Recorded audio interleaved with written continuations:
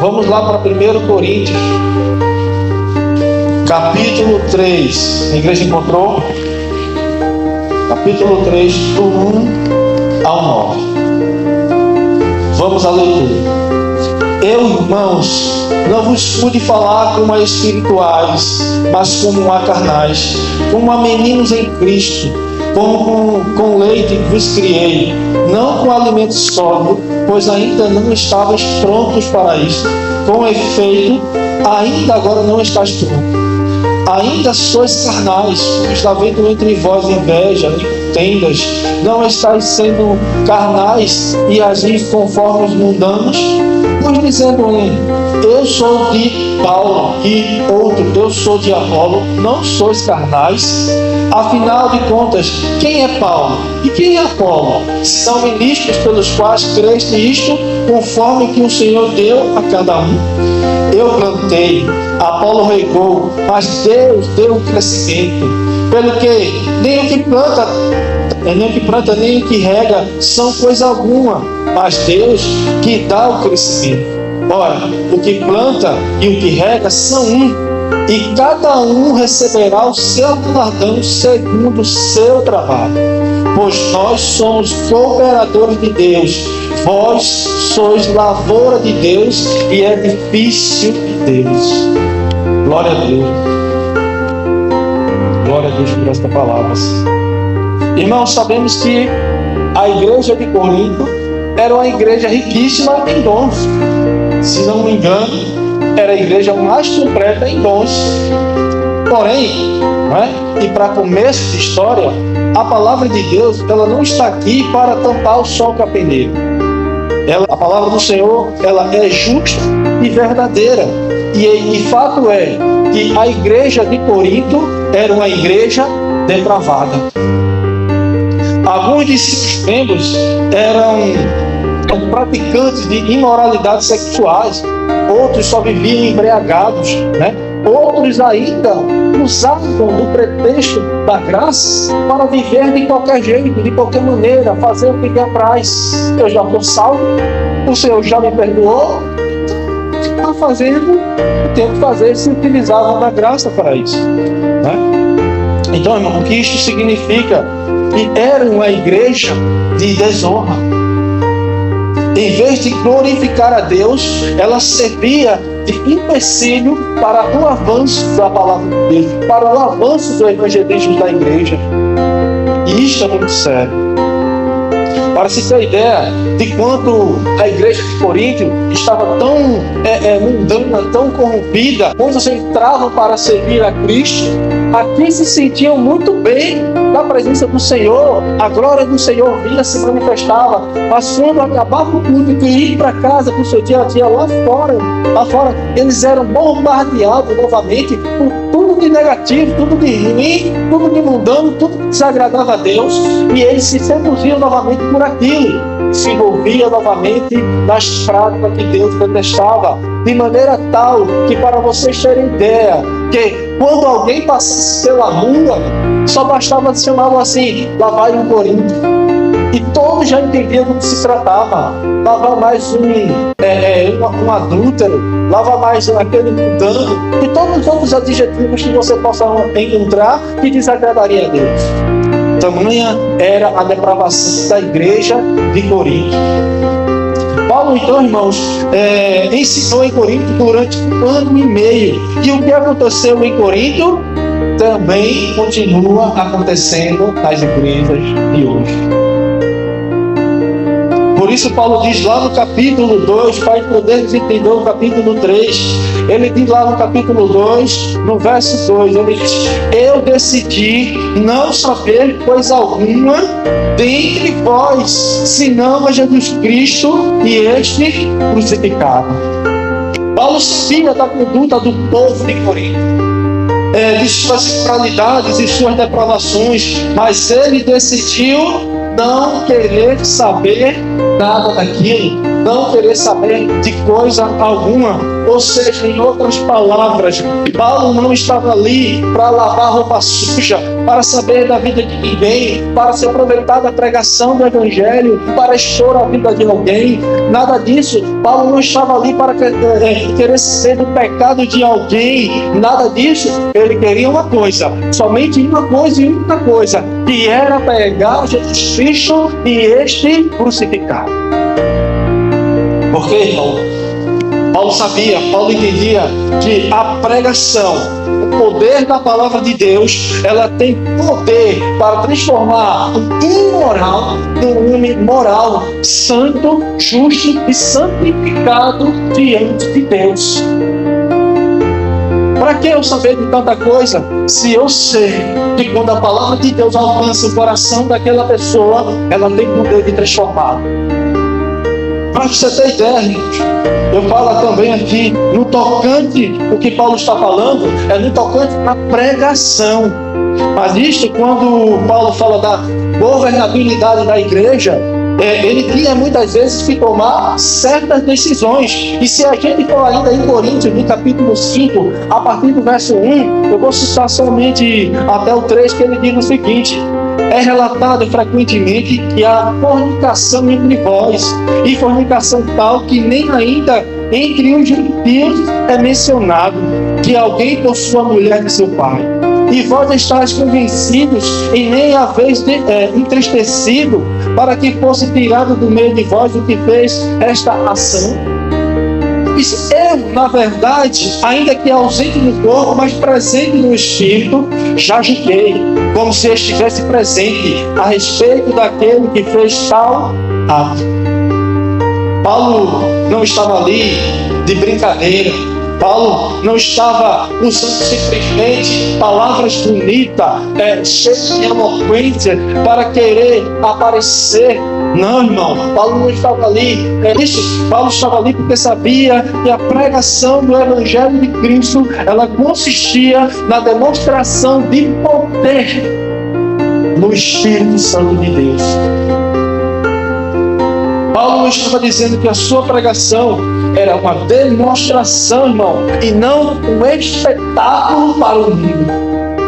Fica a demonstração, porque é uma mensagem legal, uma prova verdadeira e fiel do poder da palavra de Deus. Todavia, Paulo não está dizendo que devemos ser desleixados, ou que não devemos usar os dons que Deus nos deu. Isso não é pretexto para vivermos de forma desleixada e não darmos valores ao dom que Deus nos deu. Porém, não devemos depender dos dons naturais que Deus nos deu. Ou seja, irmão, um exemplo. Eu tenho uma boa oratória. Eu sei pregar muito bem. O que Paulo queria que entendesse era que não se tratava de confiar no meu dom natural, mas confiar que Deus, através da sua vida, alcançaria muitas outras vidas. Ou seja, quando eu ministro, quando você prega, quando você fala da palavra de Deus, você tem que confiar que você sabe falar bem, que você sabe conquistar as pessoas. Você tem que confiar e crer que o Espírito Santo de Deus está te usando e que através da tua vida, outras vidas se renderão aos pés do Senhor Jesus. Dado essa introdução, Paulo diz aí no verso 1: eu, irmãos, não vos pude falar como a espirituais, mas como a carnais, como a meninos em Cristo. Paulo não pôde falar com os coríntios, irmão, como a espirituais, mas como a carnais, como a bebês em Cristo. Paulo havia explicado que existem dois tipos de pessoas no mundo. E quais seriam essas duas pessoas? Seria o homem natural, que é o homem carnal, e o homem espiritual, que é o homem salvo. Mas quando a gente vem já para o capítulo 3, agora ele esclarece que há dois tipos de pessoas cristãs. E quais seriam esses dois tipos de pessoas cristãs? Seria o cristão maduro e os cristãos imaturos, ou seja, os cristãos carnais. Um cristão, irmão, um cristão cresce em maturidade quando ele permite-se ele ser instruído, ensinado, guiado, orientado pelo Espírito Santo através da palavra de Deus. Abre-se essa porta para a sua maturidade, para a sua comunhão com Deus. O cristão maduro, primeiro de tudo, ele ama a palavra de Deus e sempre está meditando nela. Ele permite-se ser conduzido pelo Espírito Santo e tem a Bíblia de oração. Ele busca nos pés do Senhor graça e misericórdia. Ele busca conhecimento da palavra de Deus. Sempre, irmão, esse cristão, ele tem condição, ele faz algum investimento, ele compra um livro, ele compra uma Bíblia de estudo, porque ele entende que é preciso adquirir conhecimento, que ele entende que é preciso conhecer mais da parte de Deus, das Sagradas Escrituras. Então, irmão, antes que alguém diga, essa pessoa quer aparecer, não é nada disso, não é para mostrar que sabe mais que o outro, mas é para edificação e crescimento espiritual da igreja. Vocês já pararam para pensar, esta igreja aqui, se ninguém entender nada da Bíblia, como vamos entendê-la? Como vamos crescer espiritualmente? Já pensou? Já pararam para pensar nisso? O quão importante é mergulharmos na palavra do Senhor, buscá-lo nele, entender o intuito que ele tem para nós, o que ele deseja para nós como igreja, para crescermos em comunhão com ele. O cristão maduro, ele pratica o amor e procura entender-se com os outros. Mas o cristão imaduro só vive de cara feia, só causa problemas, não procura entender os outros. Quanto à prática do amor, ele nem sabe o que significa isso, porque não faz parte da sua vida, não faz parte da sua realidade. Ele não vive. O cristão imaduro, irmão, é praticamente o inverso do cristão maduro. Tem Bíblia, mas não lê.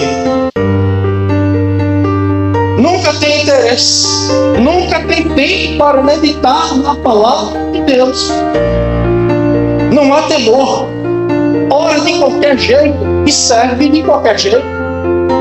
Mesmo tendo condições financeiras, ele não faz investimento nenhum. É mais fácil ele pagar 13 mil reais no iPhone do que ele pegar 10 reais e comprar. Um exemplo, lembrei na verdade de dois. Certa vez eu estava conversando com um colega pastor e ele estava para pregar em tal igreja. Isso já tem até uns anos. E essa conversa ficou marcada na minha vida porque eu disse, isso que eu quero para mim. Eu conversando com ele, muito amigo, me ajudou bastante. Mas aí quando eu fiz essa pergunta, tu tal dia vai pregar em tal canto, né? Ele disse, sim. Mas nessa correria aí, tu já estudaste um pouco, tu já sabe o que é a direção que Deus está te dando. Nem precisa disso não. Eu chego lá, abro a Bíblia e Deus usa. Veja, irmão. Você vai a uma igreja pregar. As pessoas estão esperando algo da parte de Deus. Você chega ali, vazio de Deus. Porque não é assim que se serve. Não é assim que se busca. Aí, 2 meses atrás, eu encontrei um diácono de uma igreja, amigo também. Eu admiro, respeito. E eu tinha mandado uma mensagem, as fotos para ele. Ele perguntou se eu tinha um livro ainda. Eu disse, eu dei para ele, né? E depois eu encontrei, estávamos conversando. Aí ele, irmão, vendeu aquele livro, tá? Vendi alguns, estou com uns ainda. Ele, irmão, se eu tenho alguns livros, olha, eu vendi. Aí, então, nossa, isso aí não é pouco, irmão. Sabe como o livro é caro, mas a gente vai dando um jeito ali, esforço aqui. Deus vai dando condição e a gente vai conseguindo. Olha, irmão, você me perdoe, mas eu não tenho paciência para leitura, não. Eu não gosto nem de ler e mal leio a Bíblia. E ele é diácono da igreja. Se eu estiver mentindo, que o Senhor me cale agora. Eu saio daqui mudo, como foi com Zacarias. E eu fiquei assim, sem reação. Como é que eu estou servindo ao Senhor? E eu falo isso tão simplesmente, como se eu não devesse me esforçar em buscar e conhecer o Senhor, se eu fui tirado do meio das ovelhas para servir ainda mais? Aleluia. Então, irmãos, se você diz assim, mas irmãos, eu sou apenas um servo. Mas um servo tem que também ter preparo. Eu sou apenas um servo, tem que se preparar também.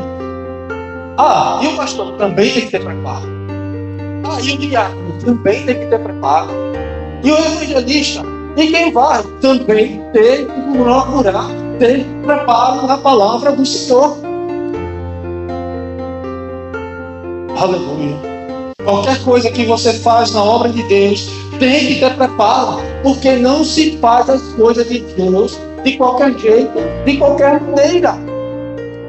Aí você diz assim, irmão, sua mensagem está muito chata, eu acho que o Senhor está exagerando demais. Então não reclame comigo. Veja o que a palavra de Deus diz no livro de Oséias, capítulo 4, verso 6. O meu povo foi destruído por falta, porque tu rejeitaste o conhecimento, também te rejeitei, para que tu não sejas sacerdote diante de mim, visto que te esqueceste da lei de teu Deus, também esquecerei de teus filhos. Mas no começo é forte.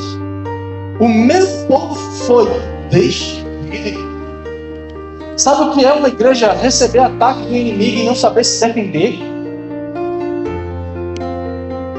E aí foi destruída por quê?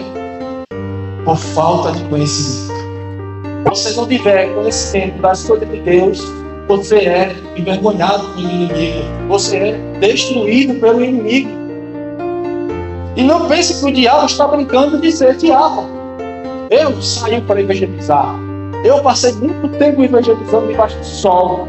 Eu sei o que foram as afrontas que eu passei, as vergonhas que o inimigo queria me fazer passar.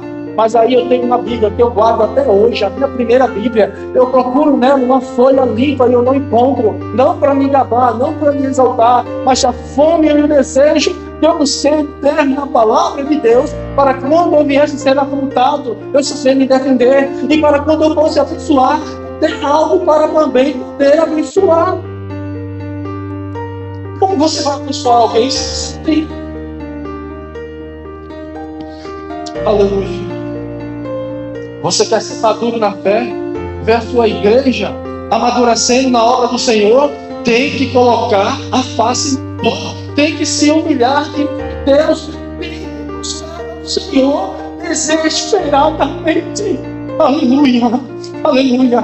O Senhor precisa encontrar na gente, irmão, um desejo sincero, um desejo puro, um desejo no nosso coração que faça o Senhor encontrar algo que diga se vale a pena investir nele. Eu vou fazer isso agora na vida dele, porque ele se humilhou, porque ele buscou, porque o Senhor olhou para o teu coração e viu que havia naquele momento uma grande mudança. Eu não quero mais viver assim, eu não quero ser um crente vazio, eu não quero mais ser um crente despreparado, eu não quero viver de qualquer maneira, eu não quero servir ao Senhor de qualquer maneira. Enche o Senhor do seu Espírito, enche a tua palavra, me capacita, me usa, Senhor, porque eu tenho que ser um instrumento de bênção na vida de outras pessoas.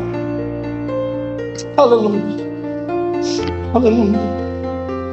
Era por isso que Paulo não estava preocupado, porque Paulo já sabia de toda a imoralidade daquele povo de Corinto, mas ele queria ser cheio do Espírito. Ele se preocupava somente em uma coisa: que eu prego. Eu quero simplesmente pregar a palavra, e aquilo que eu estou colocando nos meus lábios será aquilo que a igreja, será aquilo que as pessoas terão que ouvir. Senão você não entende. Senão não há discernimento das coisas espirituais. Nunca vai terminar ouvindo a voz do Espírito Santo. E quem dirá a voz do pastor espiritual? Você termina sendo visto como um cristão imaturo. Só faz o que lhe dá na telha. Não busca a Deus em oração. E isto é notável, mediante o seu comportamento no dia a dia e na igreja. não respeita a liderança, quer ser mais que os outros, quer chamar a atenção para si. Parece, na verdade, como Paulo falou, um verdadeiro bebê. Ele dá mais trabalho na igreja, mais dor de cabeça na igreja do que as verdadeiras crianças que há na igreja. Um cristão que pensa que é espiritual porque vem ao culto 2 vezes na semana, porque passa 2 horas dentro do culto, ele não sabe o que é ser um cristão de verdade. A gente sabe que ele termina amando muito mais as coisas do mundo, as coisas carnais, do que as coisas de Deus. Paulo diz no capítulo 3, verso 1, que só pode falar aos coríntios das coisas que Jesus fez na terra, seus feitos, sua justiça, seu bom testemunho e a sua morte na cruz. Mas no verso 2 ele diz: e eu alimentei-vos com leite, não com alimento sólido. Paulo queria falar de muitas outras coisas que fogem, irmão, à nossa compreensão. Falar do céu, falar de como é Jesus. E será que você não arde no seu coração desse dia grande chegar e estar frente a frente com Jesus, face a face, ver as suas mãos frangas e poder beijar aquelas mãos? Aleluia. Então, irmão, termina que Deus não nos revela muitas outras coisas. Deus não fala com os demasiadamente carnais, extremamente carnais. É por isso que Deus muitas vezes quer falar coisas profundas ao nosso coração, mas não estamos prontos, não estamos preparados, porque amamos muito o conforto dessa terra e não temos mais aquele desejo de ir para o céu, de como será o céu, de como será estar um dia na presença de Jesus. Aleluia. Aleluia. Aleluia, glória a Deus. Quando a minha filha estava um pouco menor ainda, mais nova, todo pai acho que passa por isso. E eu ficava, meu Deus, se o Senhor me levar, sabe? Eu não vou ver a minha filha nem crescer direito. Mas aí eu fiquei pensando, eu quero estar com meu Jesus. Esse só tem o que ele dá.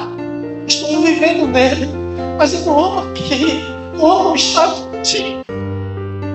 É isso que o Senhor quer que brote em nossos corações. Aleluia. Desejar conhecer o céu, desejar conhecer a casa de Deus. Amado, você coloca algum estranho na sua casa? Você deve falando com algum estranho? Onde você quer chegar, irmão? É que eu não falo com estranho. Eu não vivo falando com estranho. Eu não vivo andando com estranho. Eu não coloco um estranho para cuidar da minha vida e da minha família. Eu não coloco um estranho para cuidar da minha casa. Não, não faço nada disso. Mas eu sei bem quem tem crido. Eu sei quem tem confiado no meu Deus. Eu ando com Ele. Eu falo com Ele. Eu me alimento com Ele. Eu ando, eu vivo, eu respiro com Ele. É isso que Deus quer que nós façamos. Aleluia. Aleluia. Em outras palavras, eu confio nele, eu creio nele. O que eu tenho, o que eu sou, é porque ele deu. O que sou hoje é porque ele fez. Eu creio nele. Eu creio que há uma morada no céu, porque eu confio nele. Mas por que eu confio nele? Porque eu conheço ele. Aleluia. Aleluia. Aleluia, glória a Deus. Você não pode confiar no estranho. Você não pode andar com o estranho. Você não pode colocar o estranho na sua casa para cuidar de você e da sua família. Mas quando você conhece aquele que você sabe, você dá a chave da casa para ele. Você deixa ele à vontade. Faz o que tu quiser. Cuida de mim, cuida da minha família. Porque você conhece ele. Você sabe que quando você sai para trabalhar, a tua família está bem guardada com ele.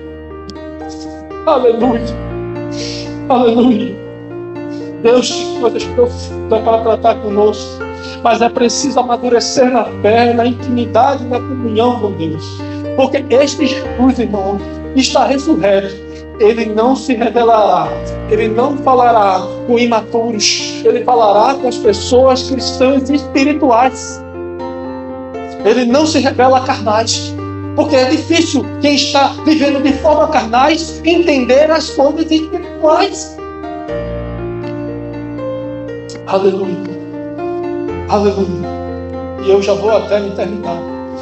Hoje eu não quero nem me alongar. Crentes, irmãos, que desejam estar na presença de Deus, que desejam o céu, mudança em uma vida, melhor de como servi-lo. Enquanto a igreja não amadurecer, não haverá mudança significativa na obra do Senhor. É duro, é forte isso.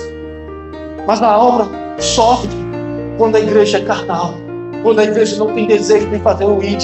Quando a igreja não tem vontade de servir, de adorá-lo, de coração aberto, com desejo no coração. Aí Paulo vai e diz: com leite vos primeiro. Imagina uma pessoa passar 1 ano e meio na igreja. E ele querendo falar de coisas mais profundas, mais íntimas. Leite é um bom alimento. Mas chega uma fase na nossa vida e não dá mais. Não sustenta mais o corpo. E você precisa agora de coisas mais sólidas, mais firmes. E eu creio que Paulo queria fazer isso. Olha, o feito de Jesus na terra foi uma vez. Ele curou aleijado. Ele fez o coxo andar. Cego ver. Ele fez prodígios e maravilhas. Ele venceu a cruz por mim, por você, pelos nossos pecados. Mas tem outras coisas mais ainda profundas que o Senhor quer revelar para vocês. Não é para ti, é para a glória. Você não via desejo. Ele via uma igreja carnal, envolvida com o mundo, querendo o mundo, vivendo o mundo. Via ninguém querendo olhar para o céu, querendo olhar para a cruz. Aleluia.